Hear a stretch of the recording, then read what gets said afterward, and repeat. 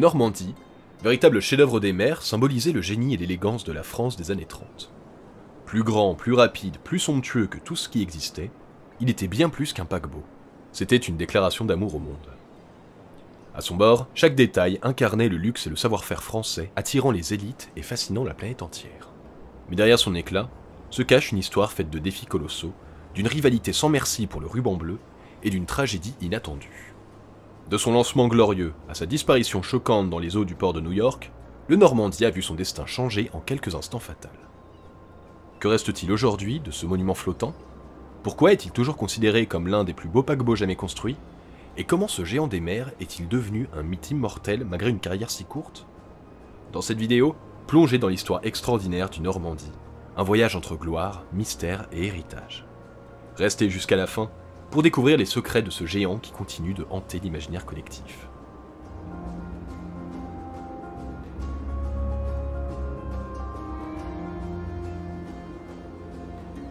En 1912, lorsque la Compagnie Générale Transatlantique, CGT, également appelée Transat, inaugure le France, elle s'engage auprès de l'État à mettre en service 3 autres navires d'ici 1932. Cependant, la Première Guerre mondiale bouleverse ses ambitions, retardant considérablement les projets. Ainsi, le deuxième paquebot, le Paris, n'est achevé qu'en 1921, suivi par l'Île-de-France en 1927. Dans cette continuité, bien que hors des délais initiaux, naît l'idée du Normandie, conçue pour affirmer la suprématie française sur les mers. À la fin des années 1920, le paysage maritime international connaît des bouleversements. Alors que la marine britannique commence à perdre de sa superbe, l'Allemagne, redressée après la guerre, s'impose avec 2 navires révolutionnaires, le Bremen et l'Europa, qui s'illustrent en remportant le prestigieux ruban bleu. Malgré ce contexte compétitif, la CGT termine l'année 1928 avec un bilan éclatant. L'Île-de-France connaît un succès populaire retentissant et les bénéfices sont au rendez-vous.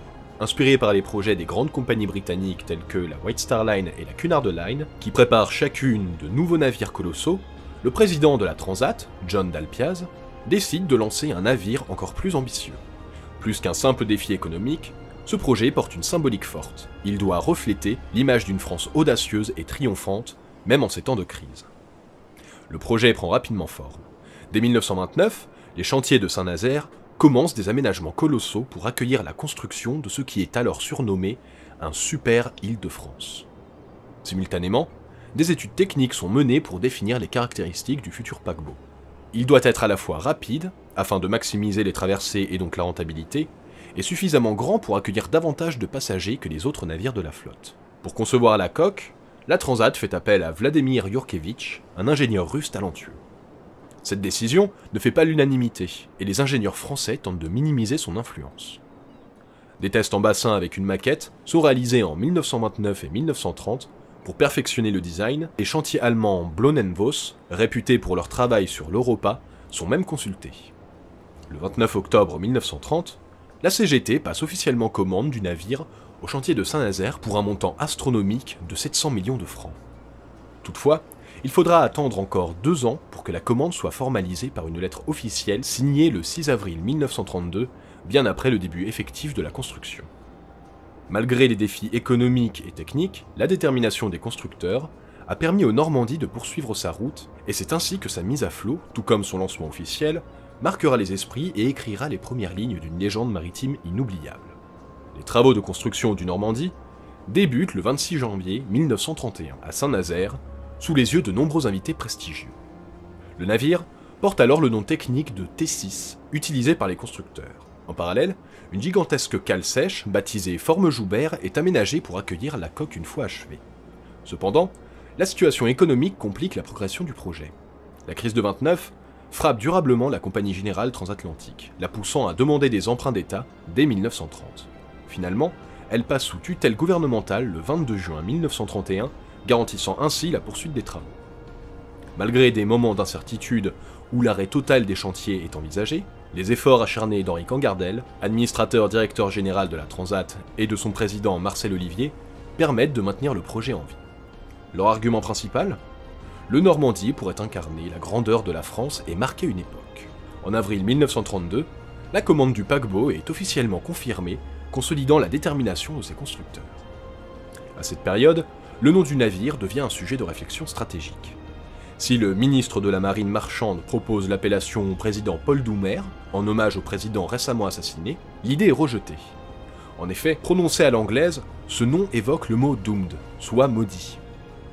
Finalement, le 18 octobre 1932, le conseil d'administration opte pour le nom Normandie, une référence à une province française et à un précédent navire de la compagnie.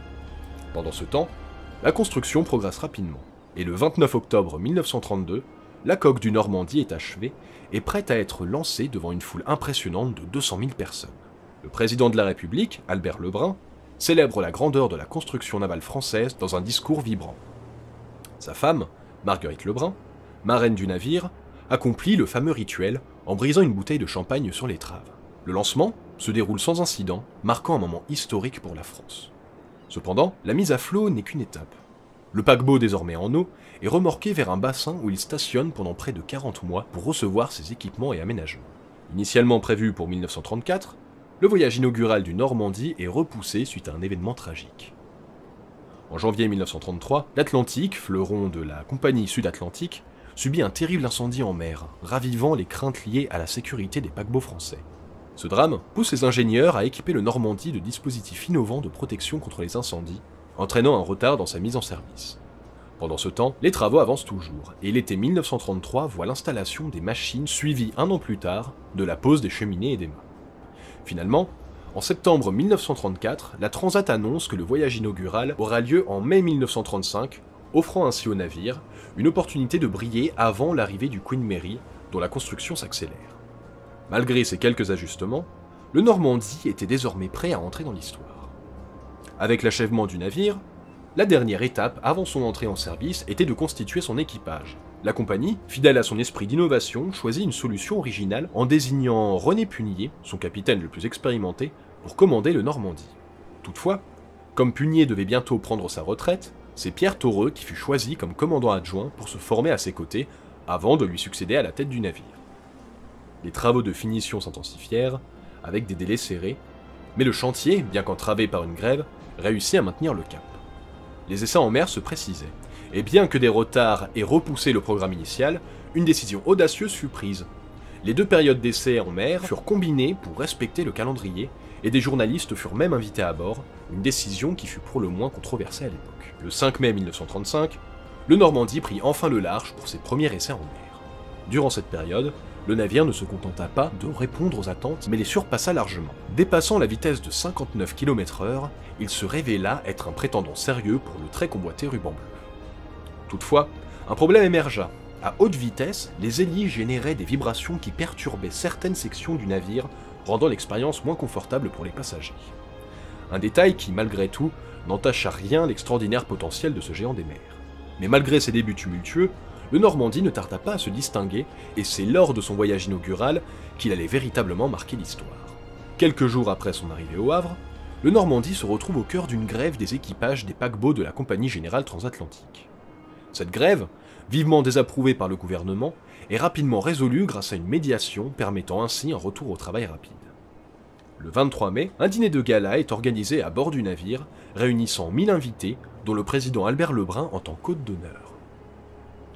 Après le dîner, les festivités se poursuivirent dans les salons de première classe, où certains invités, malgré l'état inachevé de certaines cabines, sont logés. Le président, quant à lui, modifie son programme et choisit de passer la nuit dans l'un des appartements de luxe du navire, au lieu de rejoindre son épouse à l'hôtel. Les célébrations ne s'arrêtent pas là. Au fil des jours, le navire continue d'attirer les visiteurs avec des journalistes à bord et même une soirée de charité.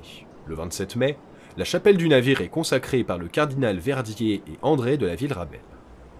Le 29 mai 1935, jour du départ, une panne électrique survient, créant une certaine panique et suscitant des inquiétudes quant à un éventuel sabotage. Heureusement, le problème est rapidement identifié comme étant dû à une entrée d'eau et il est vite réglé. À 18h30, le Normandie quitte le port, salué par une foule immense. À son bord, plus de 1000 passagers, parmi lesquels se trouvent Marguerite Lebrun, marraine du navire, et diverses personnalités comme les écrivains Colette et Blaise Cendrars, l'actrice Valentine Tessier, ainsi que plusieurs membres de la noblesse, des ministres, des sénateurs, académiciens, et même le Maharaja du Kapurthala. Les milieux maritimes sont également bien représentés avec des officiels de la CGT et des chantiers de Saint-Nazaire, ainsi que le président de la Navigazione Generale Italia, Antonio Kosulich. Après une escale à Southampton, le Normandie franchit Bishop Rock le 30 mai, point de départ officiel pour l'attribution du ruban bleu, récompense décernée donc au navire traversant l'Atlantique le plus rapidement. À ce moment-là, le Rex, un paquebot italien, détient le record. Bien que les responsables de la Transat refusent de se prononcer sur leurs attentes vis-à-vis de cette distinction, les paris vont bon train parmi les passagers. Quelques jours après le départ, un incident technique oblige l'équipage à stopper l'un des moteurs, mais malgré cela, le navire maintient une vitesse moyenne de 52 km/h, soit 28 nœuds, et parvient une fois le problème résolu à dépasser les 56 km/h. Tandis que les passagers profitent de divers divertissements à bord, comme la première mondiale de Pasteur de Sacha Guitry et l'inauguration du Café Grill par Madame Lebrun, des vibrations à l'arrière du navire demeurent un léger inconvénient. Le ruban bleu demeure un sujet délicat pour la compagnie jusqu'au dernier moment. Le commandant Punier reçoit même des instructions de ralentir pour ne pas dépasser le repère d'arrivée, le phare d'Ambrose, avant 11h30 le 3 juin. Cependant, il ne suit pas cette consigne et fait arriver le navire une demi-heure plus tôt. Avec une vitesse moyenne de 55,45 km/h et une traversée réalisée en 4 jours, 3 heures et 2 minutes, le Normandie bat donc le record du Rex de 10 heures. Il devient ainsi le premier paquebot français à remporter le ruban bleu et demeure le seul à l'avoir jamais obtenu. L'excitation est à son comble à New York, où la nouvelle fait la une des médias et les dîners de gala se succèdent en l'honneur de l'exploit. Le paquebot amarre ensuite au quai Pierre 88, spécialement agrandi pour l'occasion, marquant ainsi l'apothéose de son voyage inaugural. Ces ajustements techniques et structurels interviennent après un début de carrière marqué par des succès retentissants, mais aussi par des défis imprévus qui ont nécessité une série de modifications pour garantir la performance et le confort du Normandie. Donc, après sa traversée inaugurale, le Normandie effectue encore 8 allers-retours entre Le Havre et New York avant de clore sa saison le 28 octobre 1935. Afin de mettre en place un roulement, la Compagnie Générale Transatlantique avait envisagé la construction d'un sister ship, le Bretagne, pour accompagner le Normandie. En effet, les autres navires de la compagnie ne peuvent atteindre des vitesses similaires, créant ainsi un déséquilibre auprès de la société. Cependant, ce projet est finalement abandonné. En revanche, dès son premier hiver, des modifications majeures sont planifiées pour le Normandie, principalement pour résoudre le fameux problème de vibration dans la partie arrière du navire. Ce phénomène, loin d'être anodin, endommage les installations électriques et les tuyauteries et perturbe le sommeil des passagers. Après des tests, il est conclu que les vibrations sont causées par les hélices à 3 pales qui sont remplacées par des hélices à 4 pales, offrant des mouvements plus fluides dans l'eau. D'autres changements structurels sont également entrepris. Le salon destiné à la classe touriste, initialement situé au centre du navire sans sabord, est déplacé à l'arrière sur une esplanade proche du grill, qui était auparavant réservée aux passagers de première classe. Cette modification a 2 objectifs. En premier lieu, améliorer les conditions de vie pour la classe touriste afin de mieux rivaliser avec le futur Queen Mary, et ensuite, augmenter la jauge du Normandie qui passe de 79 000 à 82 000 tonneaux, surpassant ainsi son concurrent britannique, et restant jusqu'en 1940 le plus grand paquebot jamais construit. D'autres installations sont adaptées, avec la création d'une chapelle pour la classe touriste et même d'une synagogue. La forme de la passerelle de navigation est également modifiée, les ailerons de manœuvre courbes étant remplacés par des ailerons rectilignes. Ces modifications prennent du temps, notamment la réception des nouvelles hélices, qui n'arriveront qu'en avril 1936. Cependant, dès leur installation, elles remplissent parfaitement leur fonction. À 56 km/h, les vibrations disparaissent. Le 5 mai, le Normandie est prêt à repartir. Mais un incident étrange survient. L'hélice bâbord a disparu. Ne disposant pas d'une hélice à 4 pales pour la remplacer à temps, la traversée ne peut être annulée. Les hélices à 3 pales, de même type que celles d'origine, sont installées en urgence. Bien que la traversée ait lieu, elle est de nouveau donc perturbée par les vibrations. Toutefois, le problème est définitivement résolu dès la traversée suivante le 20 mai. Ainsi, après avoir triomphé lors de sa traversée inaugurale et remporté le ruban bleu en 1935, le Normandie poursuit son ascension, mais fait face à de nouveaux défis et à une concurrence de plus en plus féroce à partir de 1936. La saison 1936 du Normandie commence donc dans un contexte de forte concurrence avec l'arrivée du Queen Mary, un nouveau paquebot britannique qui, bien que présentant les mêmes problèmes de vibration que son rival français, s'impose comme un concurrent redoutable.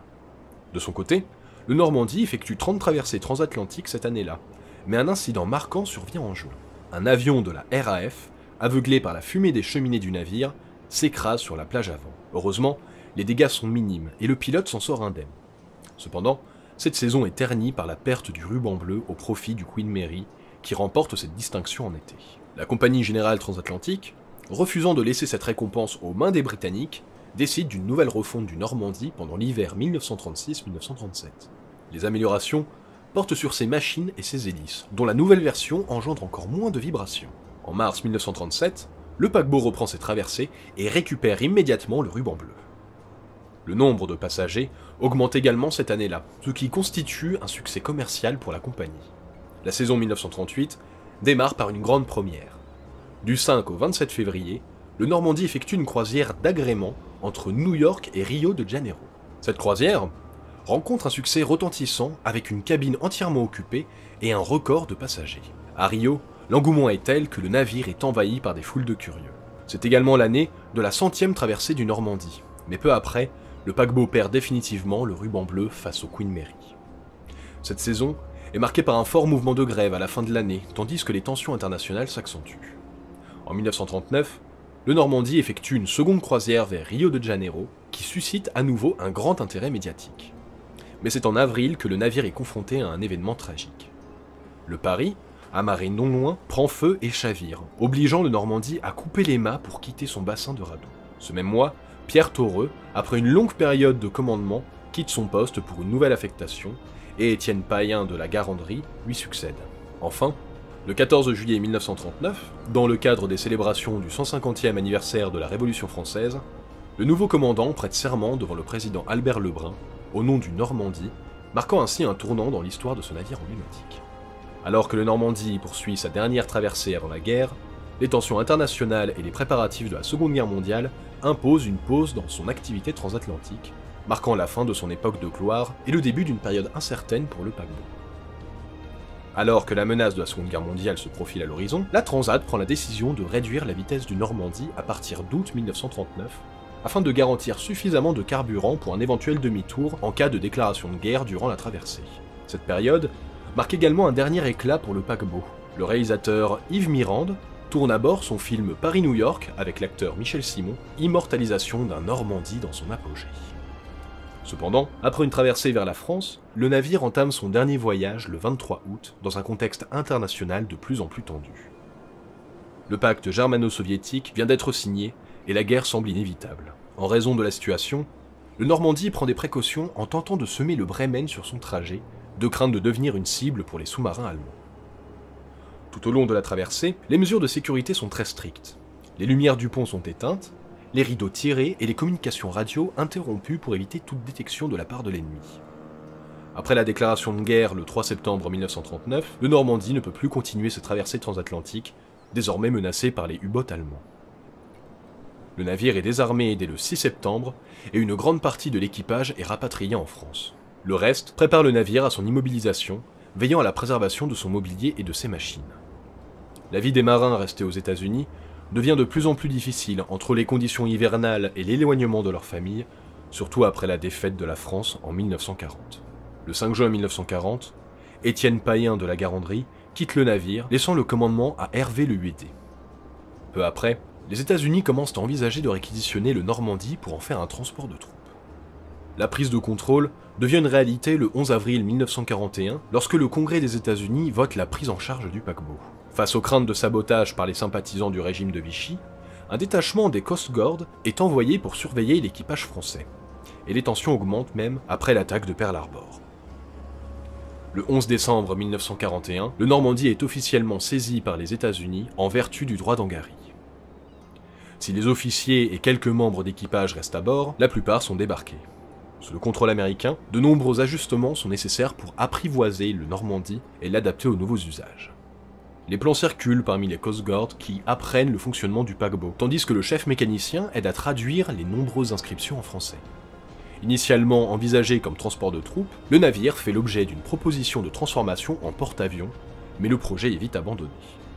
Finalement, les travaux commencent par l'évacuation du mobilier et de la décoration, à l'exception de certains éléments essentiels permettant ainsi de préserver une grande partie du patrimoine du paquebot. Le navire est ensuite réaménagé pour accueillir jusqu'à 16 000 hommes et est renommé USS Lafayette en début 1942, en hommage au marquis de Lafayette et en référence à l'histoire commune des États-Unis et de la France. Mais alors que le Normandie s'apprête à être réaménagé sous contrôle américain pour ses nouvelles fonctions, un incident tragique survient lors des travaux de transformation du navire en février 1942, mettant un terme brutal à ses espoirs de résurrection. Le 9 février 1942, les travaux de réaménagement du Normandie sont toujours en cours. Ce jour-là, l'opération consiste à retirer 4 grandes colonnes d'acier dans le grand salon, un processus qui nécessite l'utilisation d'un chalumeau. Bien que le salon ait été vidé de son mobilier et de sa décoration, il est rempli de milliers de paquets de gilets de sauvetage en capoc, une matière hautement inflammable, que les ouvriers chargés de poser le linoléum déplacent constamment. Les 2 premières colonnes sont découpées sans incident, mais lors de l'attaque de la 4e colonne, un accident se produit. Une gerbe d'étincelles ou des morceaux de métal incandescent touchent l'un des paquets de gilets, soit par maladresse du porteur du chalumeau, Clement Derrick, soit parce que l'assistant chargé de protéger les paquets a retiré son bouclier métallique trop tôt. L'incendie se propage rapidement, d'autant plus que les tentatives d'éloigner les paquets en flammes ne font qu'accélérer la propagation du feu. Pire encore, aucun extincteur n'est à proximité, et l'équipage chargé de lutter contre l'incendie n'est pas formé et est mal préparé à gérer une telle situation. L'incendie se propage rapidement aux pompes promenades, envahi de couchettes en toile tandis que l'équipage paniqué évacue le navire. Moins de 15 minutes après le début du sinistre, les secours sont alertés à 14h49 et arrivent 3 minutes plus tard. Cependant, l'afflux constant d'hommes évacuant le navire empêche l'embarquement des secours, tandis que l'absence de personnel pour activer les systèmes de sécurité et d'électricité complique la situation. Les pompes à eau, envoyées sur place, projettent plus de 6000 tonnes d'eau sur le navire en flammes.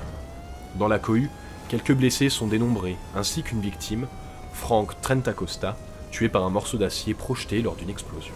Le concepteur du navire, Vladimir Jurkevich, est également empêché d'accéder au lieu du sinistre alors qu'il aurait pu fournir des indications cruciales pour maintenir le paquebot à flot malgré les infiltrations d'eau massives. Sous l'effet de l'eau déversée, le navire commence à gîter sérieusement. Grâce au conseil d'Hervé Le Huédé, des ouvertures sont réalisées pour rééquilibrer le navire. À 18h, lorsque l'incendie semble enfin maîtrisé, il est constaté que 10 000 tonnes d'eau ont été déversées sur le côté bâbord, dont une grande partie reste stagnante dans les parties hautes du navire. Malgré cela, les chaufferies restent intactes. En début de soirée, le Lafayette semble stabilisé et sauvé, et une évaluation des dégâts peut être effectuée. Bien que les dégâts paraissent considérables, il semble possible de remettre le navire en état. Cependant, les marées qui se retirent puis reviennent déséquilibrent à nouveau le paquebot, et à 2h40, le navire chavire définitivement. Alors que l'incendie du Normandie laisse place à des spéculations et à des efforts pour comprendre les causes du sinistre, la question de l'avenir du navire devient rapidement un enjeu majeur pour les autorités américaines et françaises. Après le drame, des interrogations émergent rapidement. L'amiral Andrews, commandant du 3e district naval, charge le FBI d'enquêter sur les circonstances et la disparition du navire. Une enquête expéditive, menée entre le 10 et le 17 février par l'agent Foxworth, chef du bureau de New York, conclut à une simple maladresse. Un chalumeau mal maîtrisé aurait enflammé des gilets de sauvetage, mais les rumeurs de sabotage continuent de circuler. John Edgar Hoover, sceptique, écrit dans un mémo du 14 février « Tout ce que l'amiral Andrews voulait, c'était de nous laisser mener l'enquête pour pouvoir déclarer que le FBI n'avait trouvé aucune trace de sabotage. » La Navy est vivement critiquée pour sa gestion de l'accident, notamment en raison de la sécurité laxiste qui aurait permis un sabotage si l'incendie n'avait pas précipité la fin du navire. À la suite de cet événement, des projets de renflouement voient le jour, à la demande de Franklin Roosevelt, à une époque où les États-Unis subissent des revers dans la guerre du Pacifique. Vladimir Jurkevich et William Francis Gibbs sont consultés pour ces opérations qui visent à déterminer si le navire peut être récupéré ou s'il doit être malheureusement démoli. Les travaux commencent donc le 20 février 1942, se poursuivant jusqu'en mai, avec la dépose de nombreux éléments décoratifs du navire par la Transat. Pendant ce temps, Alfred Hitchcock, en tournant Saboteur, filme l'épave du Normandie renversée sans autorisation et inclut ces images dans son film, renforçant ainsi l'idée erronée d'un sabotage. La censure américaine imposera ensuite le retrait de ces scènes. Les opérations de pompage pour redresser le navire débutent en août 1943, après plusieurs mois de nettoyage et de préparation. En septembre 1943, le paquebot est sorti de l'eau, et bien que l'opération de renflouage ait coûté 11 millions de dollars, les travaux nécessaires pour remettre le Normandie en état s'avèrent bien plus complexes que prévu. Les réparations de la coque et des machines s'avèrent trop coûteuses et difficiles à réaliser, notamment en raison des spécificités du navire et de la surcharge de travail dans les chantiers navals. En 1944, le projet est malheureusement abandonné. Malgré cela, Roosevelt continue de défendre l'idée de remettre le Normandie en état, croyant que sa destruction serait injustifiable après la libération de la France. Finalement, le navire est déclaré excédent de la Navy le 20 septembre 1945, et un an plus tard, après que la France ait refusé de récupérer l'épave, le navire est vendu à des démolisseurs. Les opérations de démolition ont lieu entre janvier et octobre 1947, générant un profit d'1 million de dollars. Et voilà, nous arrivons à la fin de cette incroyable histoire du Normandie. Ce géant des mers qui, malgré son destin tragique, reste l'un des plus grands symboles de l'âge d'or de la transatlantique. Le Normandie n'aura pas survécu à la guerre, mais son héritage demeure incarné par sa grandeur, sa beauté et l'audace de son design. Construit pour traverser l'Atlantique dans un luxe sans pareil, il a marqué son époque tout en étant un témoin direct de l'escalade des tensions mondiales qui ont mené à la Seconde Guerre mondiale. Nous avons vu comment, dès août 1939, la menace de la guerre a bouleversé son fonctionnement, forçant la Transat à réduire sa vitesse pour préserver son carburant en cas de retour précipité. Puis après la déclaration de guerre, le navire est donc désarmé, immobilisé et devient une proie facile pour les rumeurs de sabotage et les manipulations politiques. Même une fois sous contrôle américain, le Normandie n'aura jamais retrouvé son éclat d'antan. Redénommé USS Lafayette, il a été modifié pour devenir un transport de troupes avant que la tragédie ne le frappe. Ce drame a mis fin à la carrière du paquebot et marqué à jamais la mémoire collective. Le renflouement du navire, l'échec de son redressement et finalement sa démolition en 1947 sont autant de chapitres douloureux mais essentiels de son histoire. Aujourd'hui, le Normandie reste dans les esprits comme l'un des plus grands navires de son époque.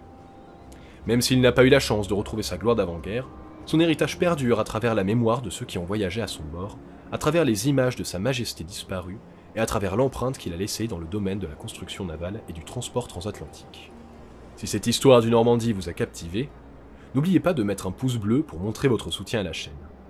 Abonnez-vous à cette dernière pour ne pas manquer les prochaines vidéos et activez la cloche de notification pour être averti à chaque nouveau contenu. Et si vous avez des questions ou des commentaires à faire sur l'histoire de ce majestueux paquebot, n'hésitez pas à les partager ci-dessous. Merci d'avoir suivi cette vidéo et à très bientôt pour de nouvelles aventures historiques.